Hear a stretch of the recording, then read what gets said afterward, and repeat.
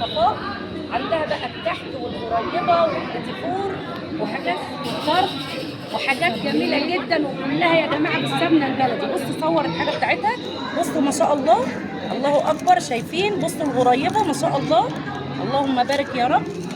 وادي الصابليه بتاعها، مش هو ده الصابليه؟ ادي الصابليه يا جماعه بتاعها بعين الجمل والمربى والشوكولاته والمربى بيتي. بصوا يا جماعه ما شاء الله، يعني انا واقفه انا مش عارفه امسك نفسي من الريحه وحلاوتها، والله ما شاء الله. بصوا ما شاء الله تحت، يعني ما تقولوا ده استاذ صفاء ده بايه؟ ده عجمين عسل عامل اسود، صوتك شويه. عجمين عسل اسود، وده ملبن على عجمية عسل نحل بعين الجمل، تمام وده عجوة بالبن، تمام.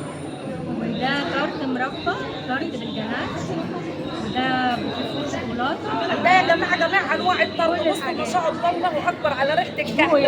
بسم الله الرحمن الرحيم. شوكولاتة مغوصة للعسل. والله تسلم ايدك، والله تسلم ايدك. بسم الله. عجمية بقى محترمة، مش أي حد يعرف يعملها، دي بتاعتك البيت. طبعا ما شاء الله يا جماعه، اقسم بالله يعني شغل ما شاء الله. حضرتك عندك بيتش صافي ديلايت، عامل صوت صفحة صافي ديلايت، صفحه صافي ديلايت، وهنزل اللينك للمدام. صفحه صافي ديلايت يا جماعه جميل، اللهم بارك يا رب. كل شغلها بالسمنه البلدي. انا واقفه مش قادره امسك نفسي من الريحه، والصابليه والقريبه والكحك جميع انواع واشكال تحفه. صور الاشكال كده انا اشوف الصابليه بقى بعين الجمل يا انس، صور الاشكال تصور عن قرب بقى كده، طلع لي الحاجه زغرة. ما شاء الله، الله اكبر ما شاء الله. ده ايه؟ ده تارت مربى بالاحجام بقى، صغير ووسط وجناش. تمام. دي الصابليه برضه، بس دي مربى بقى بيتي. بصوا يا جماعه، طرت الفراوله، مربى مشمش. طرت الفراوله ده ميني طرت فراوله. ده الطرت بيبقى كبير على بعض. ده الميني. ده ميني طرت فراوله لو احتاج يا جماعه بالمربى، المربى البيتي.